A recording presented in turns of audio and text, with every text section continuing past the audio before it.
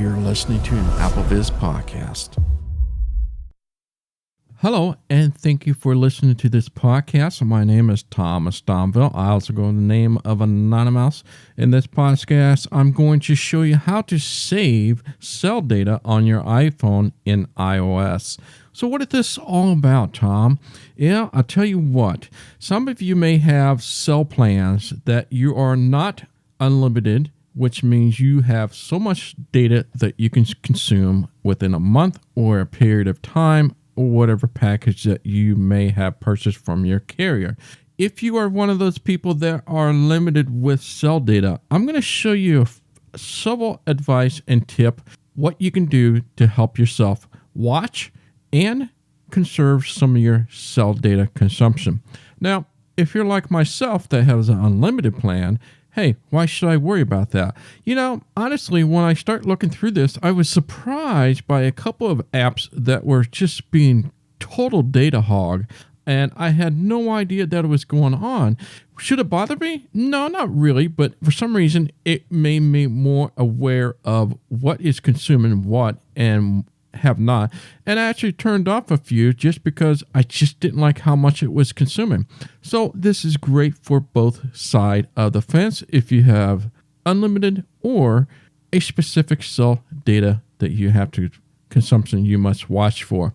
Now, I realize there are many different ways how to reserve cell data, and I'm going to only show you a few of those. The big one I'm going to show you is the low data mode, which is a new feature that is in your iOS. Let's go to settings. Settings. Double tap this, open. Settings. From here, we're going to swipe to the right until you get to cellular. Cellular. Button. Double tap this. Cellular data. On. All right, so the first thing you can hear is cellular data is on. Obviously, if you're going to use cell data, it has to be on. Otherwise, this option can be turned off. If you absolutely critically have to have everything turned off, you can just simply hit the panic button. This is more like a panic button. You hit off. That means it will cut off all cell data from your phone and you won't use anything. So this is the worst case scenario. So I wouldn't highly advise doing this unless you're going over the limit and you may have to pay the overage fee or you get penalized. I can understand that. So you want to turn that off. But what I'm looking for, I'm going to go to the right here. Cellular data options. Roaming off. But is your cellular data option. Go to there. Go open that up. Voice and data. LTE. Volte off. Button. I'm going to go to the right until we get to the low data mode. Low data mode. On. Boom. That is the one you want to take a look at. This is to be determined to keep on or off. Low data mode. Let me read it to you so you can get a better idea. Low data mode helps reduce Wi-Fi and cellular data usage. When low data mode is turned on, automatic updates and background tasks, such as photos syncing, are paused. That is pretty much in a nutshell. Now let's put that into English. What does that mean? Turn this option on when you're getting near to the end of the month or you're getting near to your limit of your data consumption. So this is something you want to turn on. And essentially what this does, it will tell every single app, except for a few, which I'll explain, everything will be turned off. In other words, nothing will be communicated out and back in. So any weather alerts, emails, Twitter, anything that you get notified will be essentially turned off. It will tell those apps, do not check anything without my consent. Now, those apps will still work. In theory, what you need to do is you have to go to Twitter or you have to go to your weather or you have to go to email. Once you open those apps up, then the data will start flowing. So essentially, you're forcing it to say, all right, you can use data with my permission because I opened up the app. You can now refresh it and I want to see what's new. Now, what is not going to impact is text messages. So in real time, you will still get your text messages and you will still get your phone calls. That is the nice aspect of it, and it's a beautiful feature. I love this, so I want to show that to you as well. One other thing that I would like to show you, and before we head out, and we're going to go back to the top left. Cellular. Back button. And go back. Cellular. Cellular data options. Roaming off. Button. And I'm going to go down. Cellular data. Heading. To the cellular data heading. This is a pretty cool area that allows you to watch what your consumption is based on what and when and how long you want to track. For example, I've reset this about a couple weeks ago, and I'm going to see, well, actually almost about a month ago, and I will show you how to do this, but I'm going to show you what you see as you go to the right here. Current period, 342 millibars. Not too bad. My consumption was pretty low this month, 342 megabits in the past month. That is not bad. Usually I go way up higher, but I am trying to conserve and just watch what I do. And what's the nice thing is it will tell you how much you have used since the last time you told it to reset. And it told me I had 342 megabits that were consumed.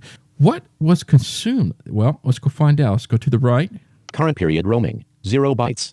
System services, 205 millibars. Button. I know. Your first thought is probably very similar to mine. Oh my gosh. It takes up almost what?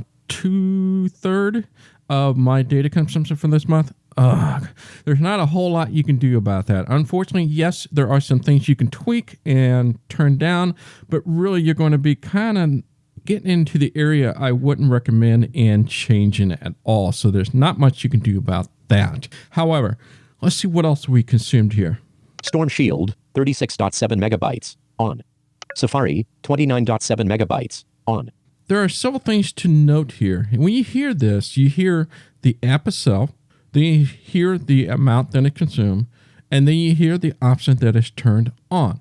Well, that's the beauty part about this. And the reason I'm showing you this is because when I went through here the first time, I noticed that a couple of apps I was using. One is called Earthquake. I have that so I can keep track of the earthquake out in California where my son lives.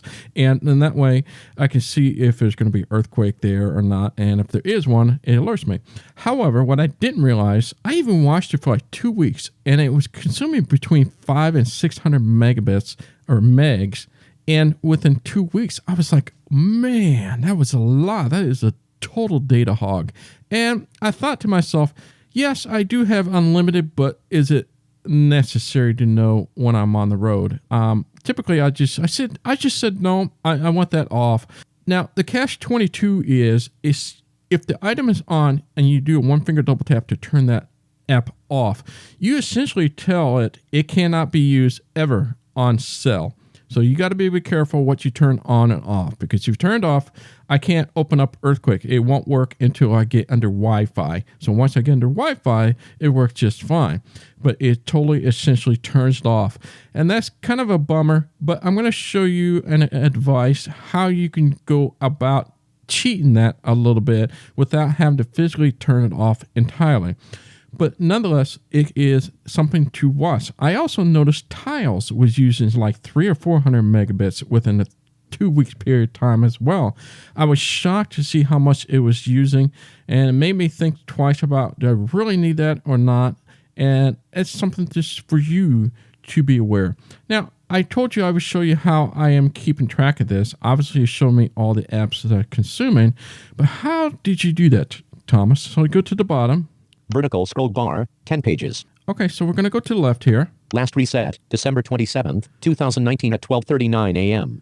All right, so it told me when the last time I reset it. So basically, ever since December 29th or whatever it was, it kept all the information for that month up to the point of now this podcast, how much I've consumed. So it is a great way to watch what you're using, what's using what, and how much.